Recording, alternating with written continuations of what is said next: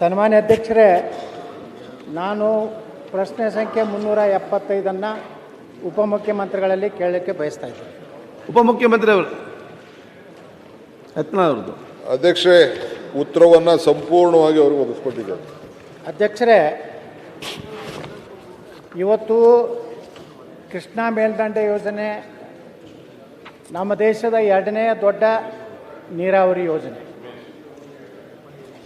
ಇವತ್ತು ನಮ್ಮ 1964ರಿಂದ ಸುಮಾರು 6 ದಶಕಗಳ ಕಾಲ ಈ ನೀರಾವರಿ ಯೋಜನೆ ಪೂರ್ತಿ ಆಗ್ತಾ ಇಲ್ಲ. ದಿವಂಗತ ಲಾಲ್ ಬಹದ್ದೂರ್ ಶಾಸ್ತ್ರಿ ಅಂದಿನ ಪ್ರಧಾನಮಂತ್ರಿಗಳು ಶಿಲಾನ್ಯಾಸ ಮಾಡುವಾಗ ಮೊದಲ ಹಂತ ಮತ್ತು 2ನೇ ಹಂತ, ಮೊದಲ ಹಂತದಲ್ಲಿ 119 TMC, 2ನೇ ಹಂತದಲ್ಲಿ 54 TMC ಒಟ್ಟು ಬಳಕೆ ಮಾಡಿಕೊಂಡು 173 TMC ಬಳಕೆ ಮಾಡ್ಕೊಳ್ಳಿಕ್ಕೆ 120 ಕೋಟಿ ಮಾತ್ರ ಆವಾಗ ಖರ್ಚಾಗ್ತಿತ್ತು. ಅಧ್ಯಕ್ಷರೇ, ಇವತ್ತು 60 ವರ್ಷಗಳಲ್ಲಿ ಕೇವಲ ಹಂತ 1, 3 ಮತ್ತು 2 ಈ 2 ಹಂತಕ್ಕೆ 50,452 ಕೋಟಿ 72 ಲಕ್ಷ ಖರ್ಚಾಗಿದೆ.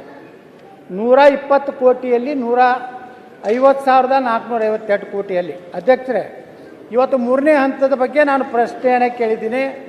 ನೀವು ಪರಿಹಾರ ಎಷ್ಟು ಕೊಡ್ತೀನಿ ಅನ್ನುವಂಥದ್ದನ್ನು ಈಗಾಗಲೇ ಸಚಿವರು ಹೇಳಿದಂತೆ ಇವತ್ತು ನಮ್ಮ ಇಡೀ 524.6 ಈ ಎತ್ತರ ಆಗಬೇಕಾದ್ರೆ ಒಟ್ಟು ಮುಳುಗಡೆ ಜಮೀನು ನೀರಾವರಿ ಏನು ಬ್ಯಾಕ್ ವಾಟರ್ ಸಲುವಾಗಿರುವಂತಹದ್ದು 75,563, ಪುನರ್ವಸತಿ ಕೇಂದ್ರಗಳಿಗೆ ಸನ್ಮಾನ್ಯ ಅಧ್ಯಕ್ಷರೇ 6,467, ಕಾಲುವೆಗಳ ನಿರ್ಮಾಣಕ್ಕೆ 51,837 ಎಕರೆ, 1,33,867 ಎಕರೆ ಸ್ವಾಧೀನ ಮಾಡ್ಕೋಬೇಕಾಗಿದೆ.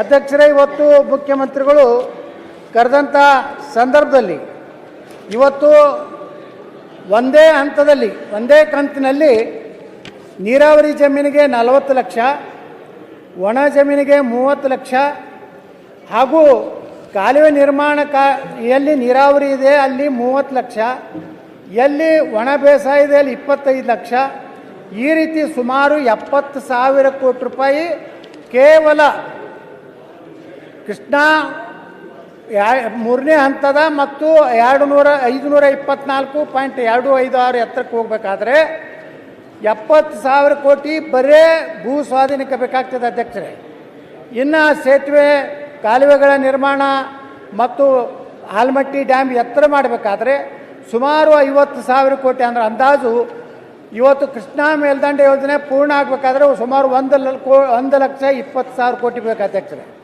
ಆದರೆ ನಾನು ಸನ್ಮಾನ್ಯ ಸಚಿವರಲ್ಲಿ ಕೇಳಿಕ್ಕೆ ಬಯಸ್ತಾ ಇದ್ದೀನಿ, ಇಂಥ ಒಂದು ದೊಡ್ಡ ಯೋಜನೆ ಇಡೀ ಉತ್ತರ ಕರ್ನಾಟಕ ಅಲ್ಲ, ತುಮಕೂರು ಭಾಗದವರೆಗೆ 70% ತನ್ನ ಕೃಷ್ಣಾ ಕೊಳ್ಳ ಏನಂತೇಳಿ ನಾವು ಕರೆಸ್ಕೋತಾ ಇದೆ.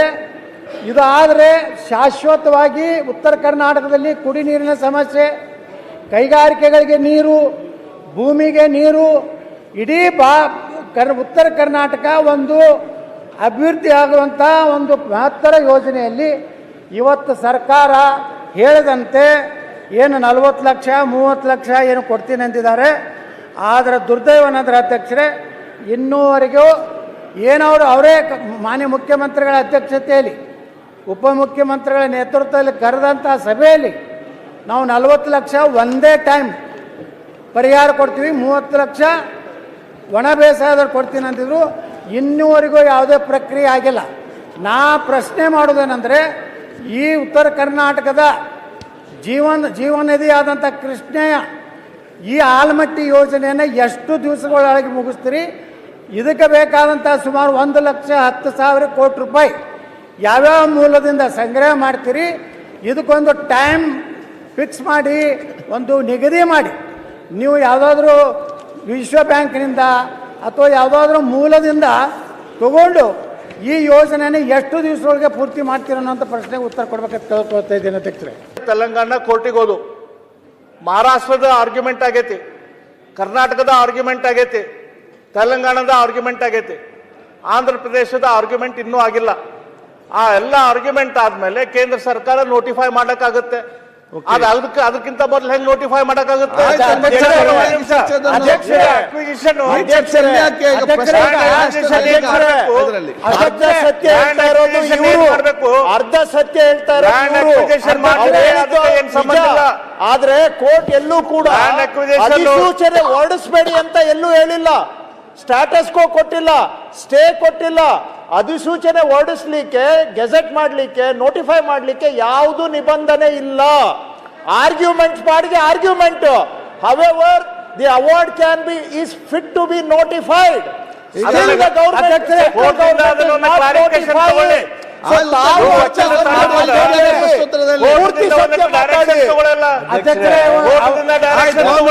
ಕೇಳಿ